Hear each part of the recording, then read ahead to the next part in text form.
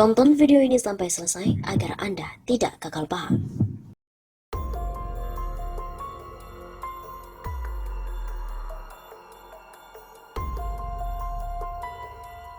Mengadili Presiden Joko Widodo.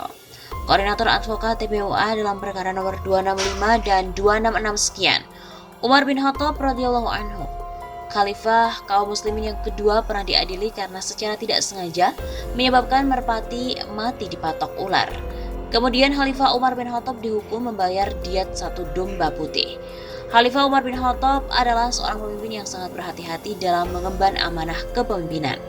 Umar bin Khattab radhiyallahu anhu suatu kali pernah bertutur, seandainya seekor keledai terperosok ke sungai di kota Baghdad, niscaya Umar akan dimintai pertanggungjawabannya dan ditanya, mengapa engkau tidak meratakan jalan untuknya? Kemudian pada hari ini Presiden Joko Widodo adalah pemimpin di negeri kita.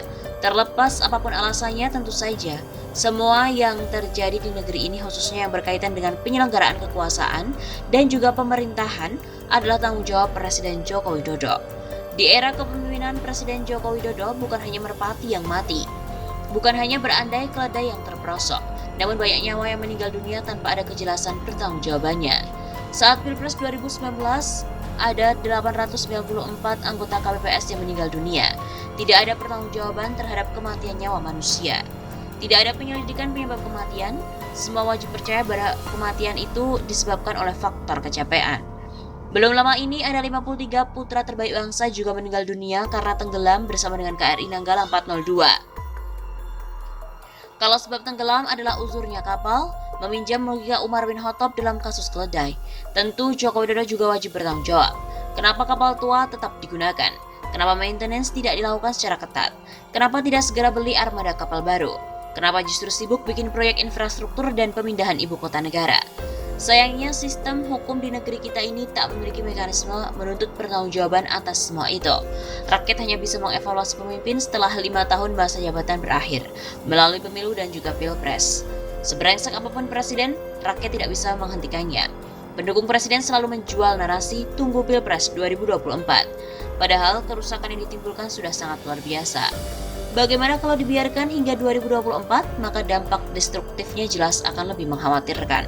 Rakyat memilih presiden secara langsung, tetapi tidak diberikan hak untuk mengontrol dan mengevaluasi secara langsung. Rakyat wajib mengontrol presiden melalui wakilnya di DPR. Sayangnya, DPR tidak menjalankan fungsi rakyat.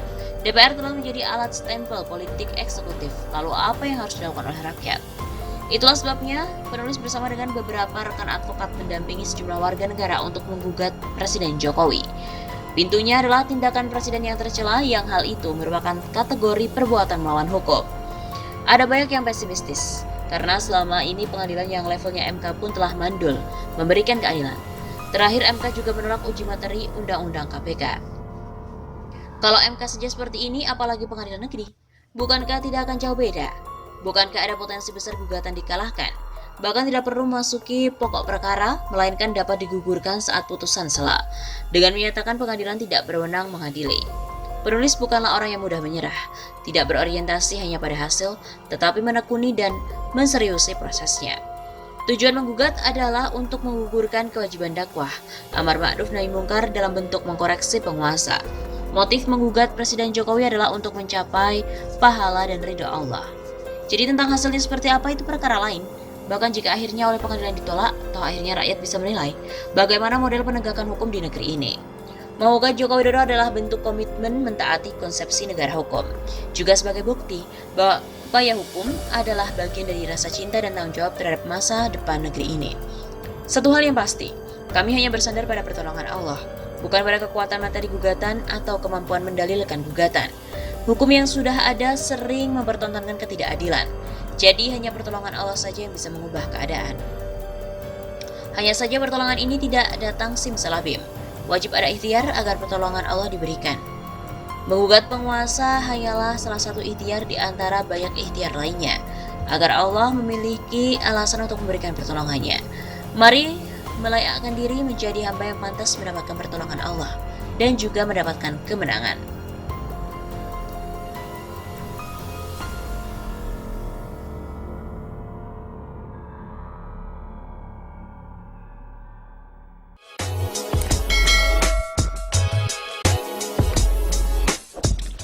Ada beberapa skenario jika Joko Widodo lengser dari presiden akibat desakan dari rakyat Indonesia.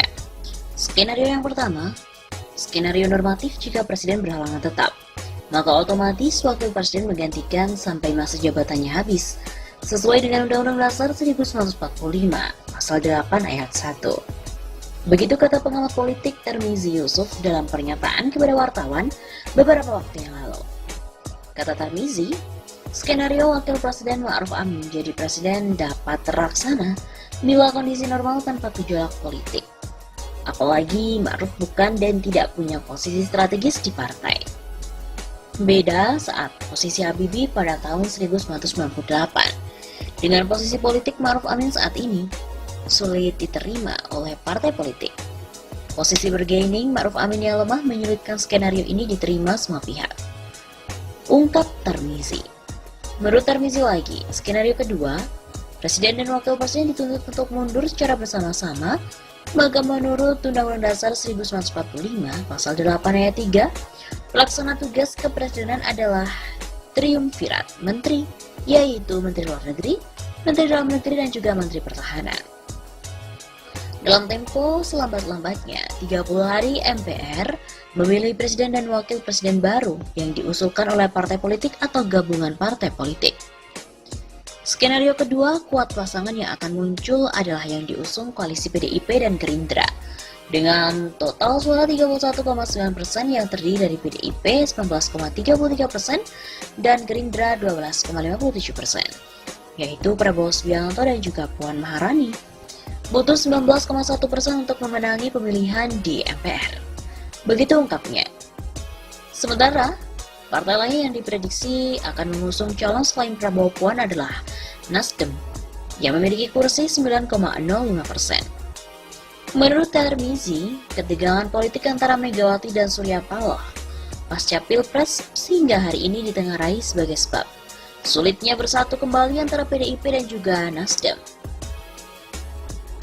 Adanya perbedaan dan agenda politik di antara keduanya menyebabkan Megawati dan Surya Paloh pun pecah kongsi. Selain ketiga partai itu, kemungkinan akan merapat pada salah satu koalisi yang ada dan kecil kemungkinan terbentuknya poros baru. Dengan bergabungnya PKS, PAN, dan juga P3, dengan total suara 19,57% otomatis, Prabowo Puan akan menang lebih dari 51%, belum termasuk 136 kursi DPD atau sekitar 19%. Prediksi suara DPD akan terpecah. Kalau Tarmizi lagi, skenario ketiga, mirip seperti peristiwa 1998. Terjadi chaos berkepanjangan sehingga Jokowi sebagai presiden mengeluarkan semacam super semar atau instruksi presiden tahun 1998 tentang Panglima Komando Operasi Kewaspadaan dan Keselamatan Nasional yang diberikan Soeharto kepada Wiranto. Gonjang-ganjing ABRI ketika itu diprediksi Wiranto tidak berani untuk menggunakan Inpres tahun 98, seperti Soeharto menerima super semar dari Soekarno. Mungkinkah Jokowi saat terdesak menerbitkan hal serupa seperti Soeharto pada tahun 98? Inpres bukan kepada Panglima TNI, melainkan perintah pemulihan keamanan kepada KSAD Jenderal Andika Perkasa. Kecuali ada pergantian Panglima TNI oleh Andika Perkasa dalam beberapa bulan ke depan. Selain itu, ia mengatakan Jokowi sebagai Presiden Indonesia ke-7 sedang menghadapi tantangan sangat-sangat berat. Ekonomi terpuruk, korupsi merajalela, dan Omnibus Law RUU Cipta Kerja bisa menyebabkan krisis politik yang berujung lengsernya Jokowi. Lalu bertahankah Jokowi? Lihat dan tunggu dalam beberapa bulan ke depan apa yang akan terjadi.